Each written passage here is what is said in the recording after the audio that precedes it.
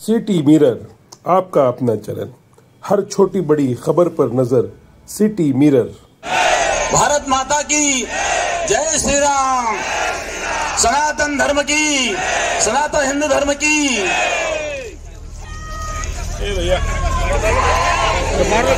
अज्ञानतिमिरान्धस्य ज्ञानाञ्जनशलाकया चक्षुर्मिलितं येन तस्मै श्री गुरुवे नमः। या ठिकाणी बांगलादेशामध्ये घडणाऱ्या हिंदूंवर, अल्पसंख्याकांवर होणारा अत्याचार, या अत्याचाराच्या विरोधामध्ये आणि अल्पसंख्याकांच्या समर्थनार्थ उपस्थित आपण सर्व हिंदू प्रेमी, धर्मप्रेमी आणि या ठिकाणी उपस्थित व्यासपीठवर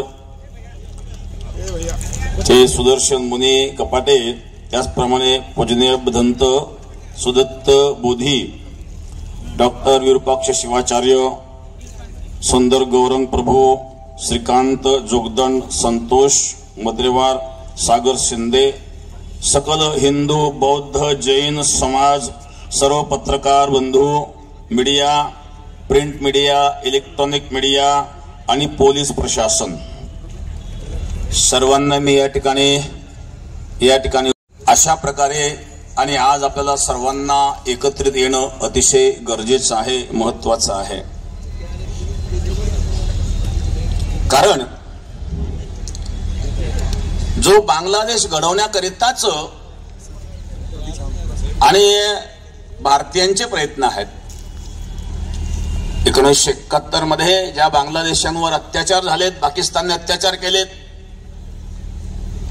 लाखो महिलांचे रेप झालेत, जवळ 35 लाखाचा आकडा आहे, 35 लाख महिलांवर त्यावेळेला पाकिस्तानीयांनी रेप केले आणि बांगलादेशांवर झालेला अत्याचार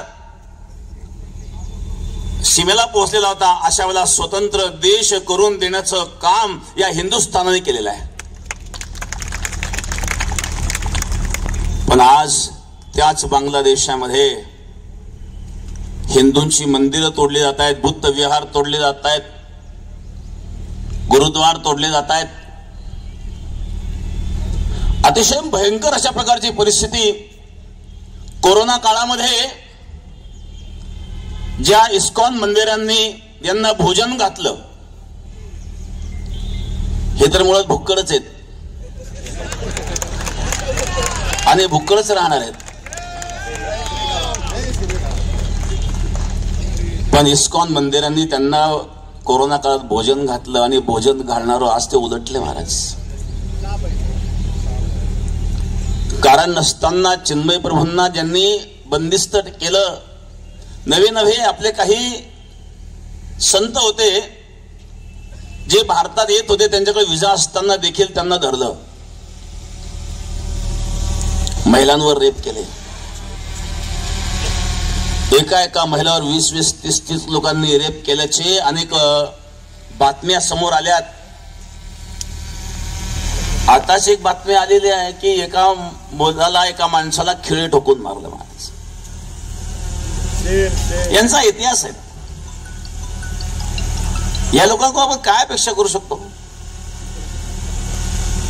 ज्या औरंगजेबाने स्वतःच्या बापाला जेलमध्ये घातलं, स्वतःच्या भावाचा शिर कापलं महाराज।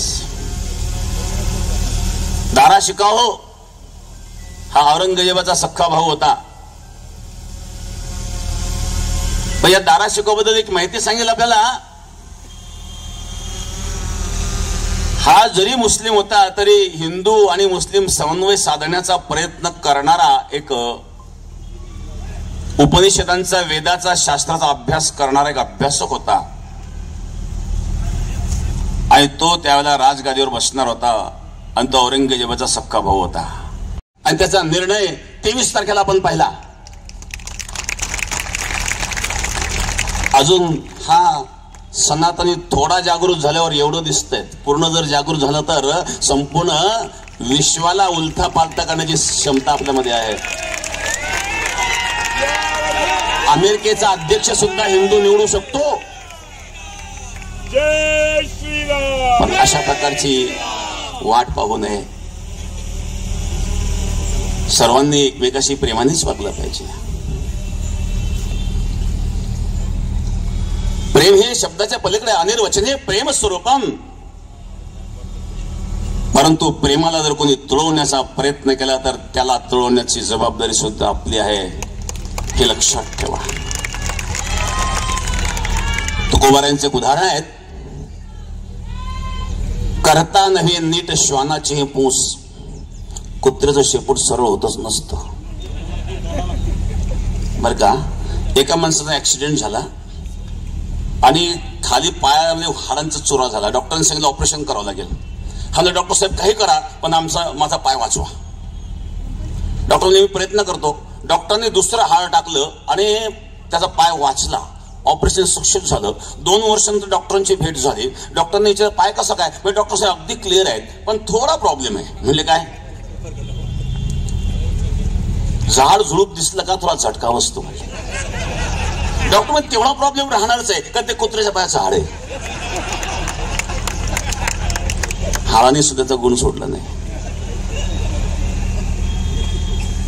आणि म्हणून या जगामध्ये प्रत्येक काळामध्ये अशा प्रकारचे अन्याय आणि अत्याचार करणारे कुत्रे असतातच. त्यांना कंट्रोल करण्याचं काम वास्तविक सरकारचं आहे.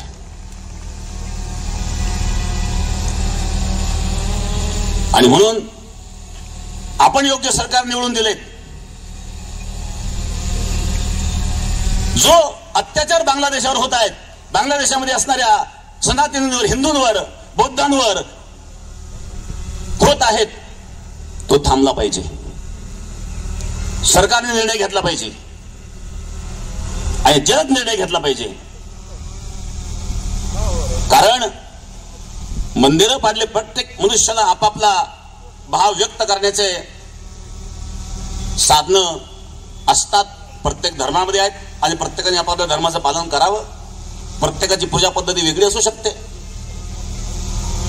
परंतु आम्ही म्हणून तेच तुम्हाला करावं लागेल अशा प्रकारे कोणी बळजबरी करीत असतील तर अशांवर आणि चांगल्या प्रकारे कारवाई झाली पाहिजे, हे सरकारला माझी विनंती आहे. आणि त्यामध्ये जे आमचं वक्तव्य होतं याच उद्देश होतं. आणि बांगलादेशामध्ये होणारे हिंदूंवर अत्याचार, त्या अत्याचारावरच आम्ही बोलत होतो. आणि त्या अत्याचारावर बोलत असताना एक उदाहरण फक्त आम्ही सांगितलं. त्याचे भयंकर परिणाम तुम्ही पाहिले. हे नीच विचाराचे लोक रस्त्यावर आलेत. एकीकडे सांगतायत आमचा संविधानावर विश्वास आहे, हातामध्ये तिरंगा घेऊन, आणि तुम्ही आंदोलन करतायत. मग संविधानावर जर तुमचा विश्वास आहे, न्याय व्यवस्थेवर विश्वास आहे, तर मग जाळपोळ करण्याची काय आवश्यकता आहे. शिरतनशे जुदा नारा लावण्याची काय आवश्यकता आहे. विश्वास ठेवा ना संविधानावर.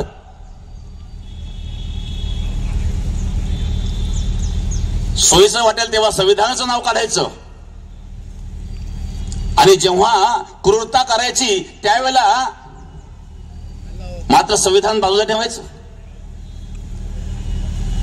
आणि म्हणून आपण सावध असणं गरजेचं आहे.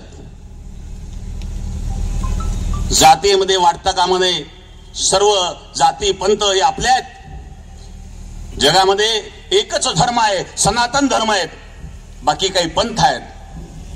महाजनो येन गतोसी पंथहा. कोणी एखादा महापुरुष ज्या मार्गाने चालतो त्या मार्गाला आदर्श समजून इतर लोक त्या मार्गाने चालतात, त्याला पंथ म्हणतात, धर्म म्हणत नाही. धर्म तो आहे जो कोणी निर्माण केला नाही, जो कधी नष्ट होऊ शकत नाही. नित्य सर्वगत स्थाणुर अचलोयम सनातन. जो नित्य आहे, सर्वगत आहे, अचल आहे, तो सनातन आहे आणि तो धर्म आहे. आणि मग हे अन्याय करणारे कोण आहे? हे अधर्मी आहेत. हे धर्मी असू शकत नाही, हे धर्मवान असू शकत नाही. याला धर्म कसं म्हणावं? जो दुसऱ्यावर अत्याचार करायला शिकवतो, एकीकडं मूर्तीपूजक कोणी असेल त्याला तुम्ही काफिर म्हणता, आणि दुसरीकडे कब्रस्तान बनवून ताबा घेता. कब्रस्तान म्हणजे काय? कबरीची पूजा करणं याचा अर्थ काय झाला? ती मूर्तीपूजाच झाली ना. मग तुम्ही इकडं काफिरांना मारतात, त्यांनाही मारा ना तुम्ही. कब्रस्तानची पूजा चालते तुम्हाला आणि मूर्तीची पूजा चालत नाही. फक्त कब्रस्तान कशा करता आहेत? ताबा घेण्याकरता. फार दुःखद घटना आहे.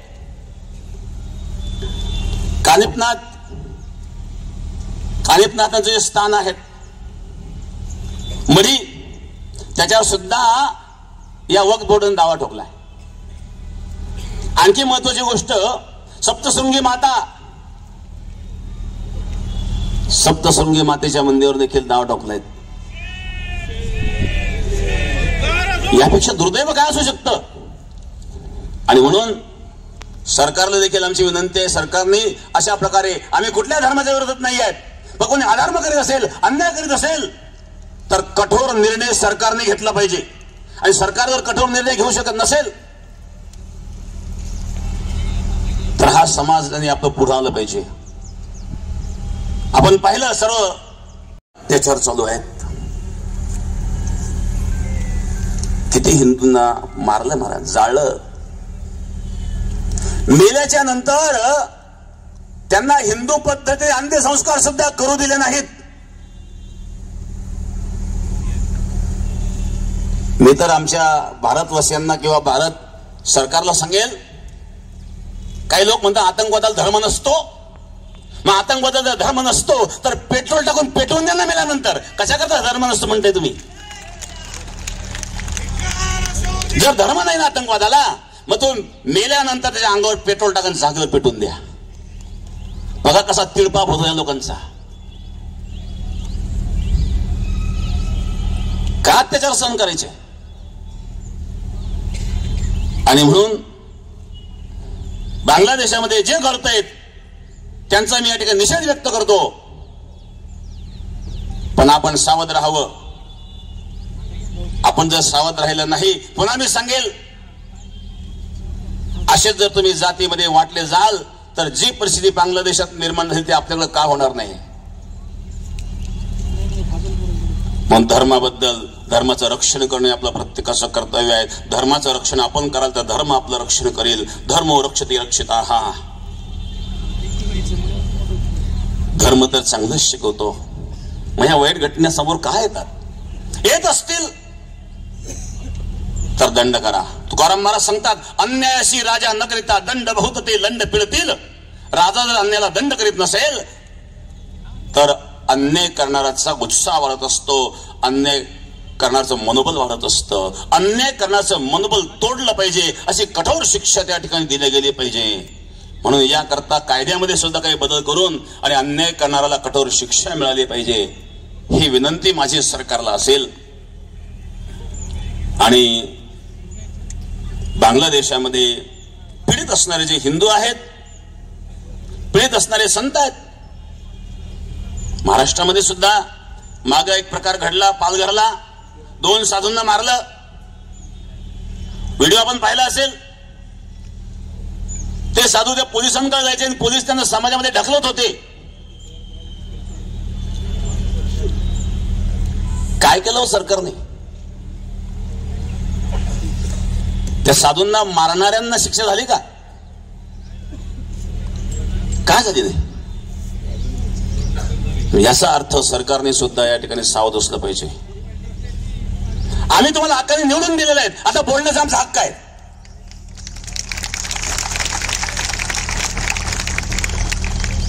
हिंदू असतील, शीख असतील, बौद्ध असतील, अशांवर जर अत्याचार होत असेल तर त्यांना भारतात आश्रय दिला पाहिजे.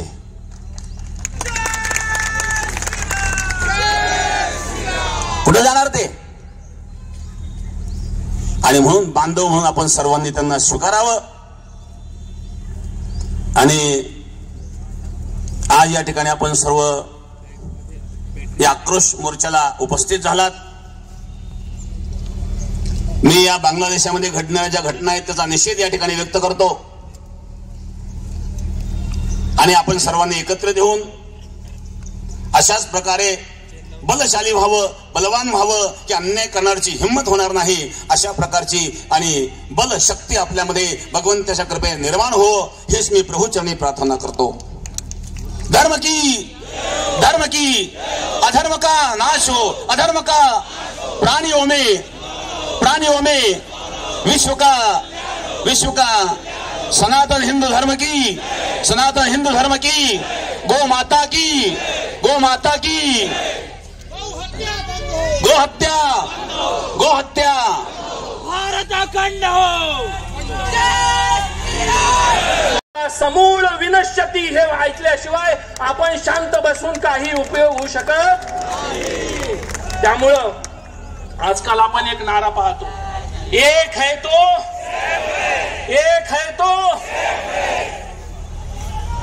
बटेंगे तो कटेंगे.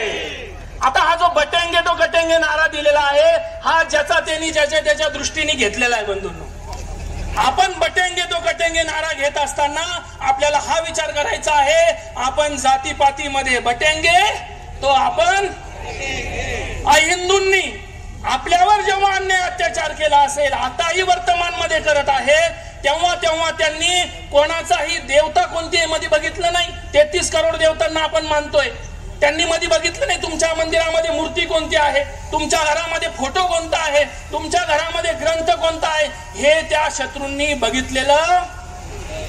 त्यांनी फक्त बघितलं इथे फोटो आहे ना, हे प्रतिमा पूजन करतात ना, यांच्या घरामध्ये दैवत आहे ना, हे वर्षातले वेगवेगळे सण साजरे करतात ना, इथे भगवा आहे ना, हे जेव्हा बघितलं की त्यांनी त्याला मारायला सुरुवात केलेली. बंधूंनो, म्हणून म्हणतात एक है तो. सनातन हिंदू धर्मामध्ये आचरण करताना आपण जरी स्वधर्माचं पालन करूच, युनोने या गोष्टीकडे लक्ष द्यावं. हिंदू जो काही शांत असतो, शांतता प्रिय असतो, आपल्या भारताने कधीही कोणत्याही देशाला स्वतःहून लढाई केल्याचं आपण कधीच पाहिलेलं नाही. आपण त्या पक्षामधले नाहीच आहोत. पण जेव्हा भारताचा विषय येईल, मला काही जण म्हणले, परवा प्रेस कॉन्फरन्स होती तर आम्हाला सांगितली होती, आम्हाला सूचना आली, आम्ही तिथे पोहोचलो सेवेसाठी. आम्हाला सांगण्यात आलं, काही पत्रकार बंधूंनी आम्हाला विचारलं, प्रेसमध्ये नाही विचारलं, नंतर विचारलं, बाबा अंतर्गत जेव्हा विषय येतात तेव्हा तुम्ही लोक का बोलत नाहीत? आपल्या देशातही चालू आहे, म्हणजे तुम्ही काय एखाद्या पक्षाचा प्रचार करता का? आम्ही म्हणालो, आम्ही अंतर्गत विषय हाताळण्यासाठी योग्य त्या शक्तींना आम्ही तिथे बसवलेलं आहे. ते आता त्यांच्या पद्धतीने ते काम करतील.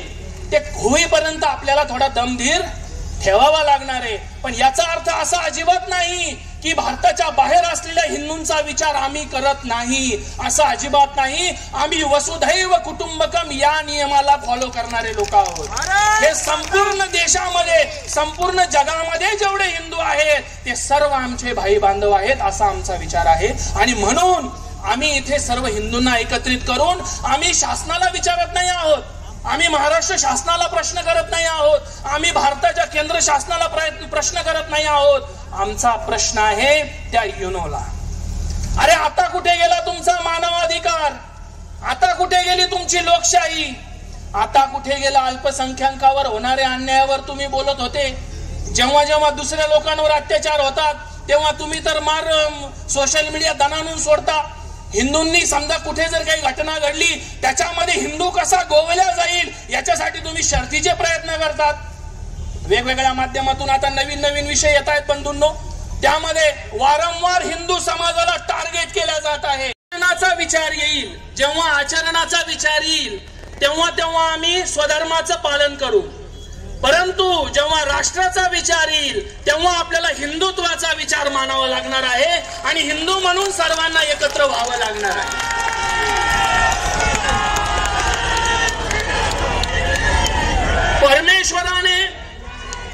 परमेश्वराने कोणत्याही इष्टाने अशा पद्धतीचा भेद केलेला नाही. सर्वात महत्वाचा धर्म तो मानवता धर्म आहे आणि त्या मानवता धर्माला सर्वात पुरस्कृत करणारा जर कोणता धर्म असेल तर तो हिंदू धर्म म्हणून मानला जातो. आणि म्हणून आम्ही सर्व इथे हिंदू म्हणून आपण सर्व आलेलो आहोत, याचा आपल्या सर्वांना सार्थ अभिमान आहे.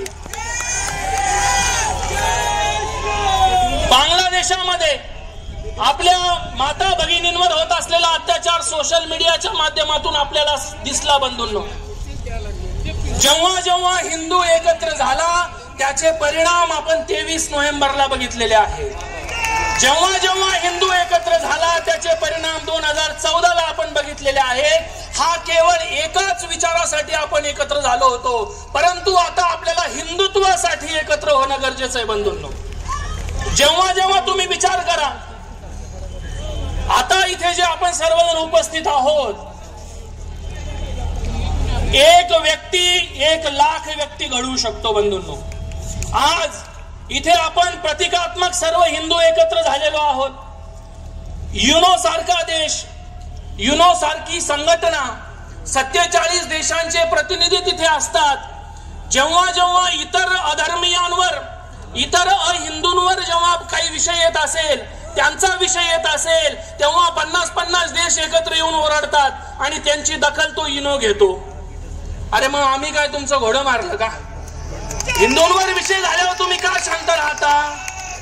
हिंदूंचा जेव्हा मुद्दा येईल तेव्हा सगळ्यांनी घोड्याची पाळती लावून घ्यायची आणि बाजूला निघून जायचं, ही काय पद्धत आहे? म्हणजे आमचा काही कोणी वाली नाही का? अरे आमचा वाली तो परमेश्वर आहे. तो परमेश्वर सर्वांना पाहणारच आहे. परंतु भगवान श्रीकृष्ण जेव्हा स्वतःच्या श्रीमद भगवद्गीतेत सांगतात, यदा यदा हि धर्मस्य आणि संभवामी युगे युगे. भगवान श्रीकृष्ण चक्रवर्तींनी गीता निरूपण करत असताना शस्त्र हातात फक्त एकदाच घेतलेले आहे बंधूंनो. परंतु बाकी सर्व लढाई, बाकी सर्व कार्य त्या अर्जुनांनाच करावं लागलेलं आहे. आज भगवान श्रीकृष्णांचे अर्जुन होण्याची पाळी आपल्या सर्वांवर आलेली बंधू. आपण जर असं म्हणत बसलो भगवान श्रीकृष्ण चक्रवर्ती येतील आणि इस्कॉनचा जो संत आहेत आपले चिन्मय कृष्ण प्रभूजी, त्यांना वाचवण्यासाठी तिथे जातील, अशी भावना जर हिंदू ठेवत असतील तर हे पूर्णपणे आपण गफलत करत आहोत बंधूंनो.